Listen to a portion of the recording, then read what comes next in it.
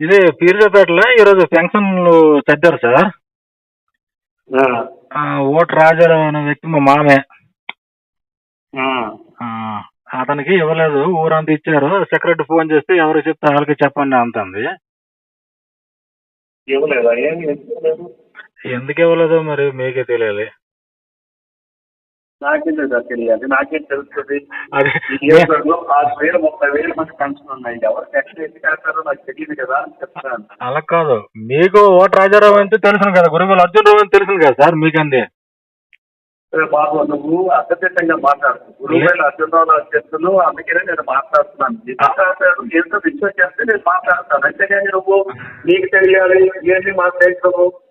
నేను ఫోన్ చేశాను సార్ ఉదయం, ఏమమ్మా ఊరంతా ఇచ్చినారు మరి ఇవ్వలేదు అక్కడ అని చెప్పినాను. నువ్వు నాతో మాట్లాడేటప్పుడు చిన్నగా మాట్లాడడం నేర్చుకోవాలి. ఎందుకంటే నాకు తెలియదు కదా, నీకు తెలియదు అని నాకు ప్రశ్నిస్తావు. నేను తిన్నగా మాట్లాడతాను సార్. ఆవిడ నేను అంతగా మాట్లాడుతున్నానా? లేదు లేదు, ఆవిడ ఫోన్ చేస్తే ఏమన్నంటే ఎవరి కాలంతో చెప్పుకోండి. ఫోన్ చేసి నువ్వు నాతో ఎలా మాట్లాడాలి? మీతో నేను కరెక్ట్గా మాట్లాడినా సార్.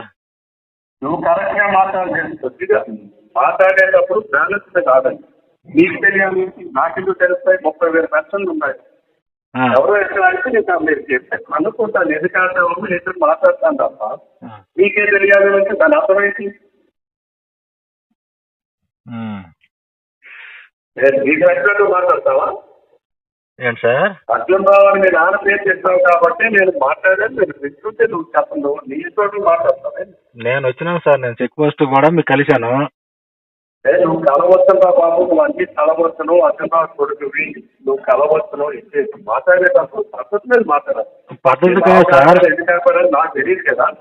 పద్ధతి కాదు సార్. ఆవిడ నేను ఫోన్ చేస్తే ఏమందంటే మీరు ఎవరి కాలం తలకి చెప్పండి. అయితే ఆవిడ మాట్లాడితే నువ్వు నన్ను ప్రశ్నిస్తావేంటి?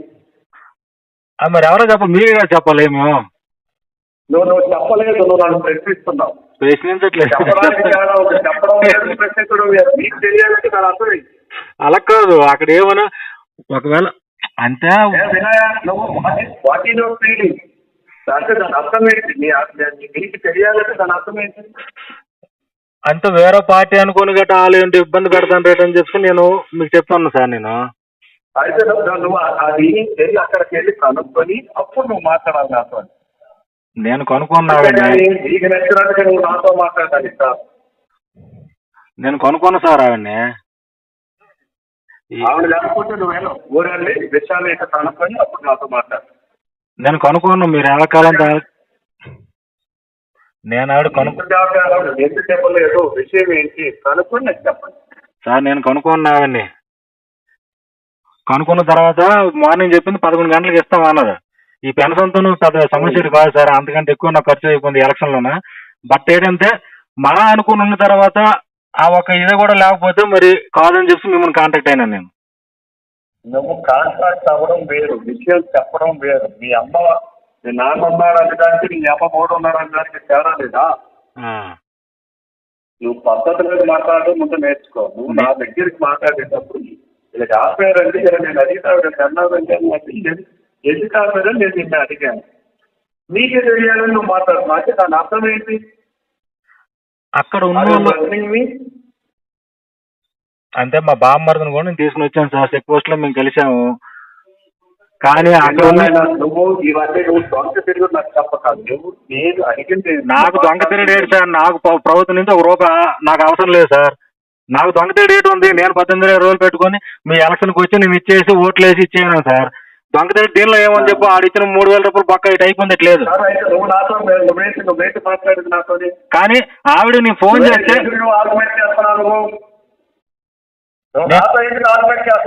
నేను ఆర్గ్యుమెంట్ చేయట్లేదు సార్. నేను సార్ నేను మంచిగా మాట్లాడతాను సార్. మీకు మర్యాద ఇచ్చి మాట్లాడితే మీకు మర్యాద తీసుకోవడం తెలియదు.